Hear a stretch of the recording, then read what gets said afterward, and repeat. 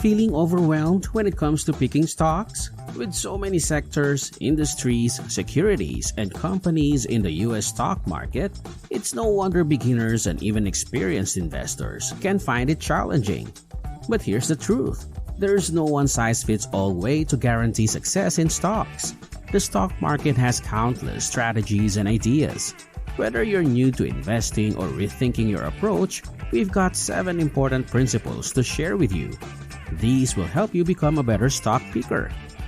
Number 1. Recognize you're betting on yourself.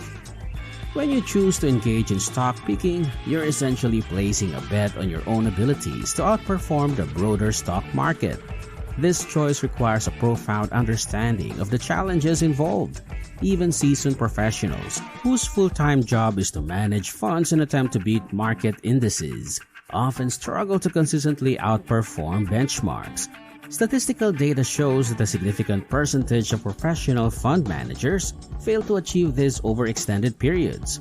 What's more, everyday investors often face additional hurdles, such as the inability to dedicate their entire working lives to study investments and the temptation to make emotional decisions.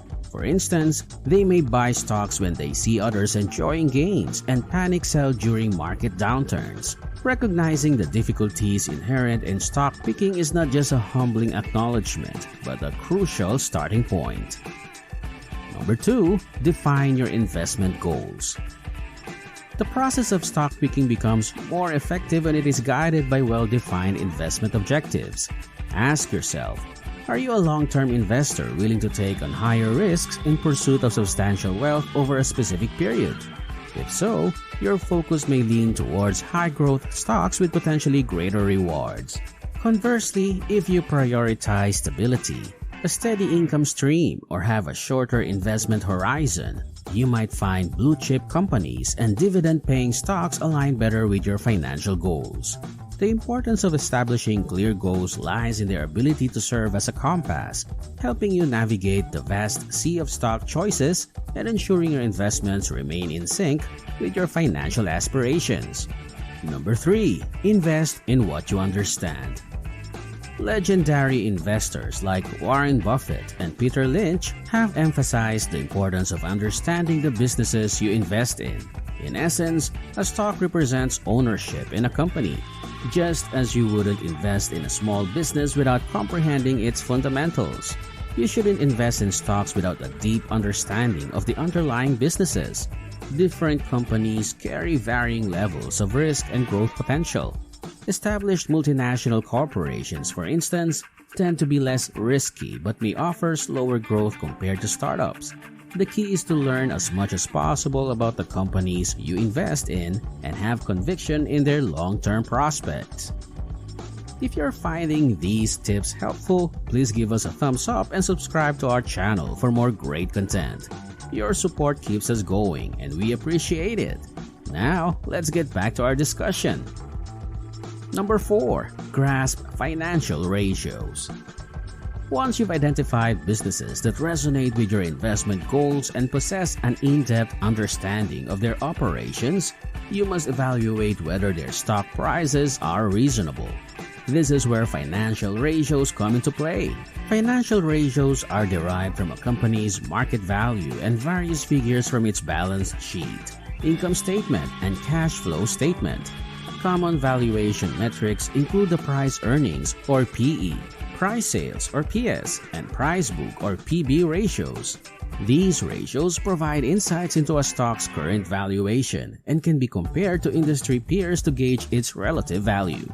While it's not necessary to analyze every financial ratio meticulously before investing, it's crucial to be aware of where the important ratios stand in relation to peers and to monitor their trends over time.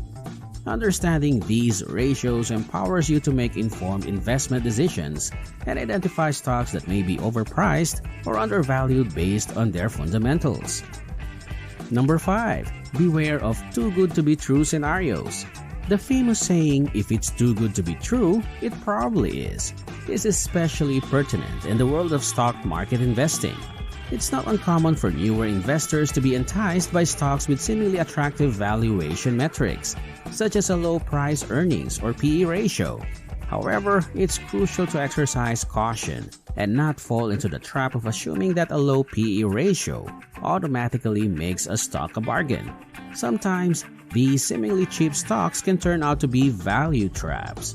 For example, a low PE ratio might reflect a declining earnings trend or other underlying issues within the company. Similarly, the desire for high dividend yields can lead investors astray. While a solid blue-chip income stock may offer a modest 2% to 4% dividend yield, there are often stocks in the market with yields of 7% or even higher. However, extremely high yields should raise a red flag. They might indicate that the stock has plummeted for good reasons, or that its past dividends are unsustainable and likely to be reduced or eliminated. Hence, it's essential to conduct thorough research and analysis before investing in stocks that appear too good to be true. Number 6. Assess the competitive edge. Moat. Creating a resilient, long-term investment portfolio involves identifying stocks of companies with sustainable competitive advantages, often referred to as economic moats. These competitive advantages are like protective barriers that safeguard a company's profitability and resilience in the face of competition. Recognized investors like Warren Buffett frequently refer to these moats as the key to a company's long-term success. Such moats can come in various forms, such as strong brand recognition, network effects, and high switching costs for customers. To illustrate, Coca-Cola's globally recognized brand and vast distribution network serve as an economic moat, ensuring its continued success. Apple's ecosystem, with its brand strength, network effects, as more people use Apple products, they become more valuable, and high switching costs. Users would need to adapt to new software and buy compatible accessories if they switch to a competitor, creates a substantial competitive advantage. Investors often assess the width and durability of a company's moat when determining its investment potential. Wider moats typically command higher valuations because they offer greater protection against market competition. Understanding and valuing a company's competitive edge is a critical aspect of successful stock picking. Number 7. Understand systematic risk. Beyond individual stock selection, it's essential for investors to recognize that their portfolio's performance can be influenced by factors unrelated to specific stocks. These external factors, known as systematic risks, can impact all investments simultaneously. Examples of systematic risks include economic downturns, geopolitical events, or broader market sentiment. These are elements that no single company or board of directors can control or avoid. A prime illustration of systematic risk was observed in recent history when all three major U.S. stock market indexes entered bear markets due to a combination of factors like inflation, geopolitical tensions, and rising interest rates. These factors had a broad impact, affecting nearly all stocks in the market, regardless of their individual fundamentals.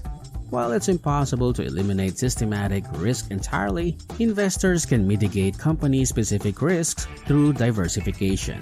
For instance, you can consider adding stocks with low correlation to the broader market, low beta stocks, to your portfolio if you wish to minimize the impact of systematic risks during market downturns. Conversely, high beta stocks may offer the potential for better returns during bullish market periods. Understanding systematic risk is crucial for constructing a portfolio that aligns with your risk tolerance and investment goals, ensuring that your investments remain resilient in the face of external market forces. And that's a wrap, everyone. We've had a blast exploring stock picking with you today. Now it's your turn. If you could invest in any company, past or present, which one would it be and why? Let us know in the comments below. If you've enjoyed our content, please give us a thumbs up and hit the subscribe button so you won't miss our future videos. Your support is appreciated. Thanks for being part of our community and see you next time.